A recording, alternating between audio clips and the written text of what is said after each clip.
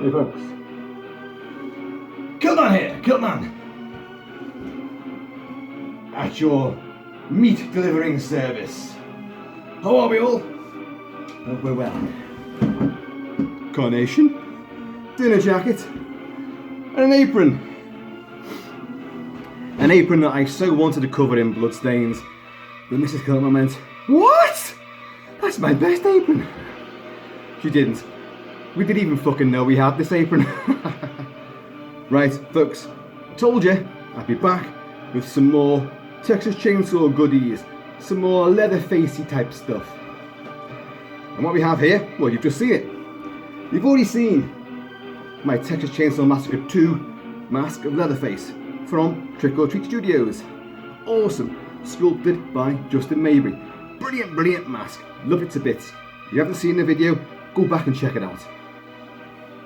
By the way, this is the main theme to Texas Chainsaw 2, actually done by Tobe Hooper as well. And there's some more music coming up, but we'll discuss that in a bit. A wee bit, and there's a good connection. That's a sound people often hear emanating from kilt mansions. Check now. But right, also in the lineup from Trick or Treat Studios for Texas Chainsaw Massacre Part 2 is the skin face of the character LG, who works at the radio station with Venita Stretch, played by Caroline Williams, and poor old LG, who's also the boyfriend of Stretch, who undergoes a fair bit of torture from the Sawyer family. Well, he gets even worse treatment, let's be honest. Chopped up, hammers him to bits. He's played by a guy called Lou Perry, and he's a pure Texan. Little darling, don't you worry. But he gets hammered by, literally hammered.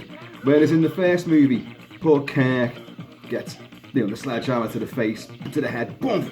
Leatherface just one shots him, and down he goes, and does the leg jittery bit. Well, because he didn't see any gore in the first movie, Tobe Hooper, to be or not to be, decided to go all out for the sequel and employ Tom Savini, gore-guru Tom Savini, the demigod of zombie mayhem, blood, guts and entrails, to bring him on board to make some gory special makeup effects. And although the film, it's comparatively tame by today's standards, it's still everything the first film wasn't. It's explicit, it's vivid, it's graphic, it's gory. And poor old Lou Perry's LG gets hammered to bits. Chop Top, who's the new character to the Sawyer family, he's got a Sonny Bono wig on when you first meet him, but he's got a steel plate underneath there. He's a Vietnam veteran, but he's traumatised. And he's also a fucking cannibal as well, like. And the Sawyer family live in Texan Battleland, a big, massive amusement theme park, but they live in the subterranean warrens underneath, and he just wants to turn it into Namland. So he keeps shouting out, Namland, napalm, Ho Chi Minh. And he's hammering poor fucking, LG to bits in the head, and LG's coughing up fucking blood and spewing bits everywhere, and he's doing the jittery bug and all that, like. And he's got time for incoming mail! Bang, bang on his head. And then, of course, the guy's not fucking dead. And he comes to poor old Stretch has been captured as well, and she's in the subterranean warren. She's actually in Leatherface's, butcher's abattoir, and Leatherface using Mullinex makes things simple, and that includes the price. He's carving up poor old LG, taking strips of flesh off and hanging them on hooks, and then he gets LG's face off as well. And here we have LG's face, sculpted by, hold on, Connor Deless. This is Trick or Treat Studios as well. Here's the gubbins, the usual stuff. That image there is actually from a re-release home video of the original Texas Chainsaw. It's a nice little image. I do like that one. But yeah, this is just, we can't go, it's a deluxe overhead mask. It's not, it's a face, it's just a face. And as you can see, it has the bloody impacts of the hammer. We actually have blood smeared in the hair, and it's congealed. That's quite good, that's quite effective. I like the way the colour of this is also, it's drained of blood, because let's face it, this guy's been battered, beaten, and he's been skinned and flayed alive. Well, the thing is, you don't know he's alive, but whilst Leatherface finds Stretch, who's in there as well, hidden away, and he kind of falls in love with it, he doesn't want her getting caught by the rest of the family, so in his own warped brain, he dances with it a little bit, but he's taken her boyfriend's face off, and to try and camouflage it, he puts her fella's face on her. Oh my god. And then he goes off to the other family, but he leaves her tied up in there as well. But LG's not dead, and in the film's most grand, green, most gothic and upsetting, distressing sequence, he gets up, and his face is obviously ripped off. Half of his chest and stomach is exposed, an arm and a leg are exposed, and he's been beaten. He's quite clearly dying. But the film is also a comedy as well, and he's going, "Don't you worry, little lady. Don't you worry, nah. LG's here." And he does keel over and die, and his final word is, "Shit." But she's tied up, and in a really, whoa, you're gonna stay there, you're gonna fall off. He picks up a knife, and he's battered, he can hardly move, and she's tied with her hands behind her back, and he's trying to cut her loose, and he's like that, and you think, oh god, he's gonna eviscerate her. And he does manage to slice the ropes, and then he dies. But I like the way that he's been battered, he's gone through hell, so he's lost a lot of blood. He would look very, very ill. So the skin does look very pallid, very, it's absolutely drained of blood. There's plenty of blood there, but it's all like from his wounds and from the slicing up. Look at this. Oh man. And I say, I do like the blood that's actually encrusted inside the hair, the gashes, where he's been sliced around here. I mean, Leatherface, he's good at what he does, but he's not, he's not the most attentive to detail, let's be honest. So if he makes a bit of a sloppy mess of it, he doesn't really care. Now, on the inside, folks, we do have a pumpkin, yes. And it's got a bit smeary, but it doesn't matter. There's also on the other side, well, it looks like 4SY. I know some people like all these little details. Can you see that there? It looks to me like 4SY. I don't know. Someone out there is going, that means, come on, Kilt-Man, it means, well, I can't hear you. Now, obviously you've got a little bit of elastication here, so you can put this baby on. So I'm going to do that. I'm going to put it on. I've not worn this yet, actually. I've had this for a few days, and but only now have I got round to doing the video.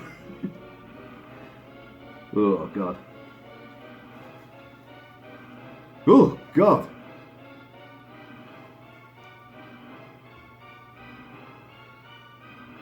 Don't you worry, darling. LG's here. I'm gonna get you out of here, little lady. Oh God, it's grim, isn't it? Oh dear. Now land! Oh. Now, there's a Stetson hat. LG has a Stetson hat. And again, in this macabre little sequence, Leatherface puts LG's face on Stretch, and then he finds the hat and he puts the hat on her as well, and she's all tied up, and it's just, it's absurd, but it's also so, ugh, it's grim, absolutely horrible. But look at this. So obviously, you know, when you're wearing this, should you want to wear it, put a Stetson on, you know, yeah, obviously you could strip flesh off your arm, your chest and your leg, that's it, you know, these are all optional extras. You could do this if you so desire. But, oh, look at the nose as well. It is, oh, it's ghastly. Face on, face off. So there you go. This, by the way, I'll tell you now, this is S-Express, Hey Music Lover, but this is the 12-inch extended mix, the Good Vibrations mix. And the reason why I'm playing this, I bought this at the time, because back in the 80s, I liked a bit of, you know, bit of dancey stuff. I still do. And but they sampled, and not a lot of people know this, but they sampled Chop Top from Texas Chainsaw 2 in this. The line, music is my life. This is what he keeps on saying to Stretch in the radio station when he's going through all the records, and he wants, you know, wants a request. But of course, the request he wants is the recording of the two people that him and his family killed the night before out on the bridge, which was recorded because they were phoning in to the, you know, the radio station. So we'll turn up a little bit, because old Leatherface could do his chainsaw jig. Ah! So do you know what? I'll take this off because it is absolutely roasting. It's almost Texan weather. It's absolutely, excuse me a moment. There we go. Now, between you and me, once I finish recording it, I'm going to have to get this off and fucking hide it, because if Mrs. Kilt-Man comes in and sees you wearing it, she's going to go, right, if you've got the cook's apron on, you can make the goddamn dinner. I ain't doing that. Now land! So yeah, impact. It gets hit quite a lot. In reality, are you going to survive that and be able to talk afterwards? No.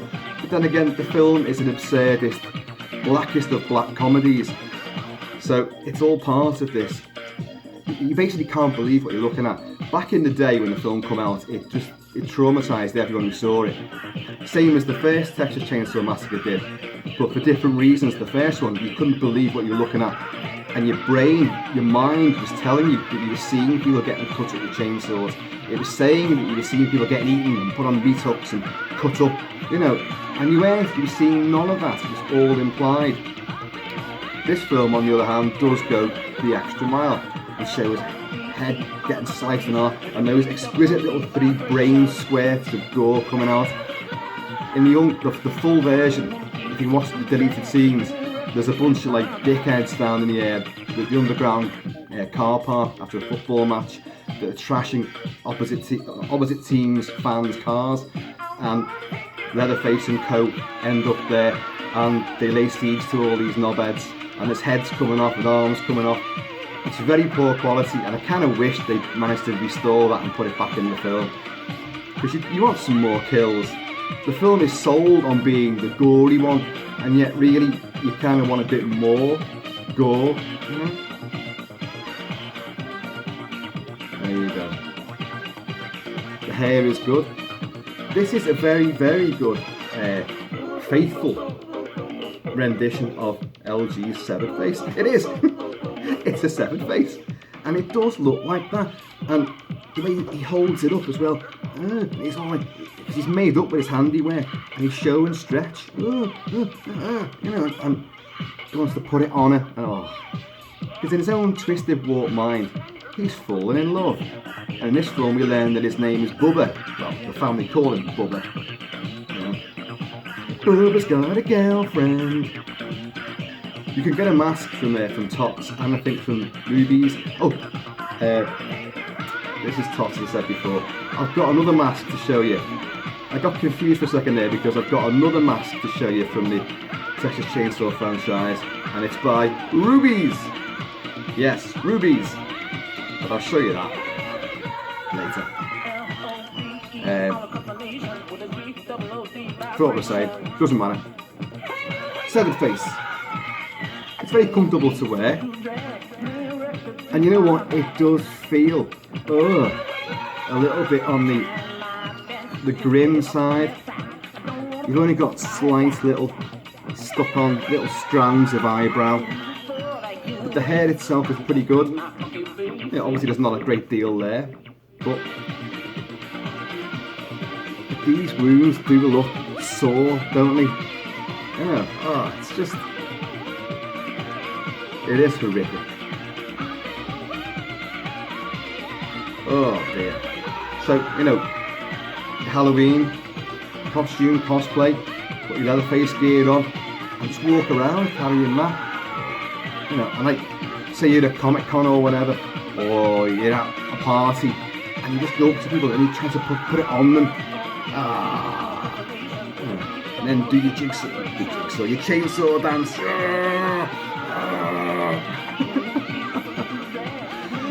The Sawyer boys know how to have fun. Namland! Leatherface, you! That's my best Sonny Bono wig!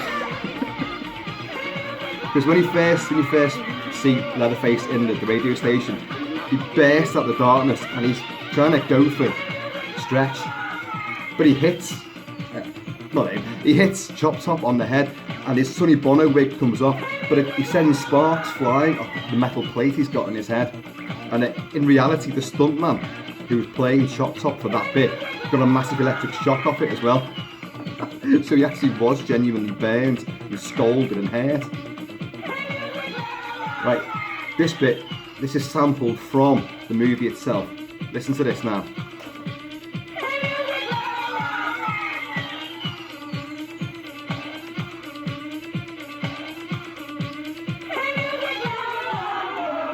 This is Chopped Up, Bill Moseley.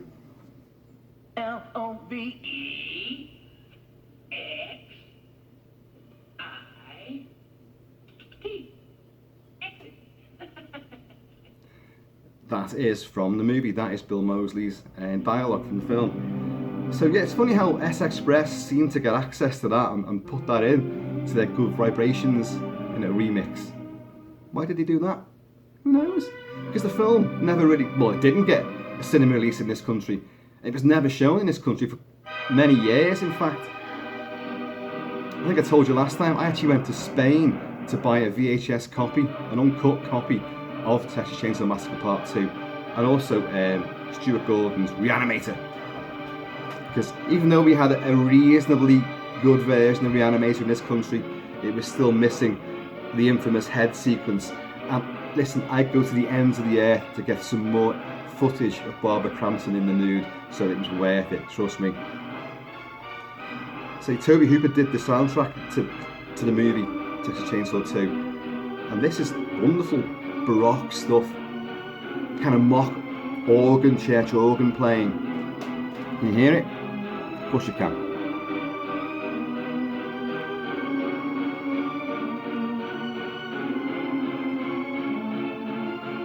Who did it again? Connor Deles. Almost a bit of Psycho there. Some synth thrown in.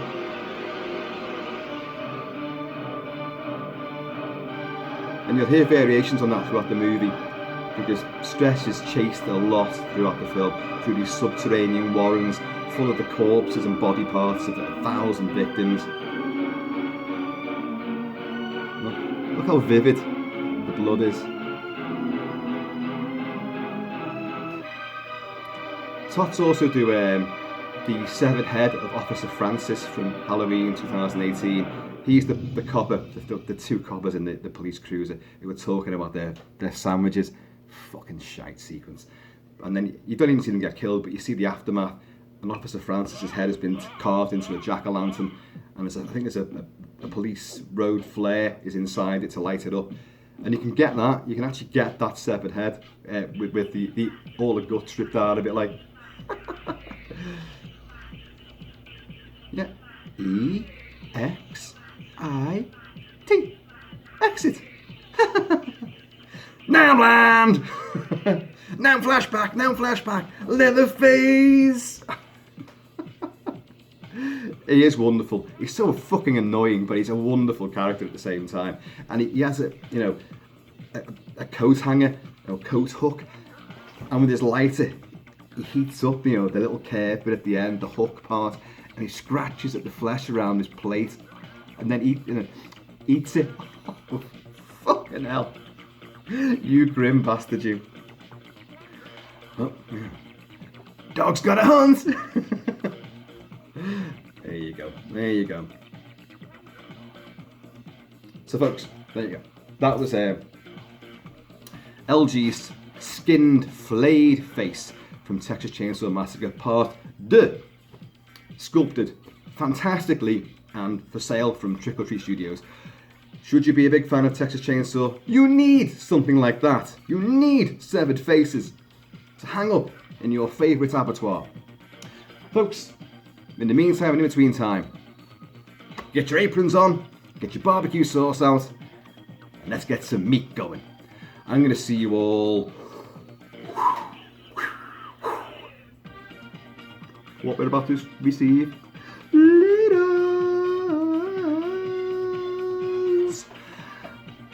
Now land.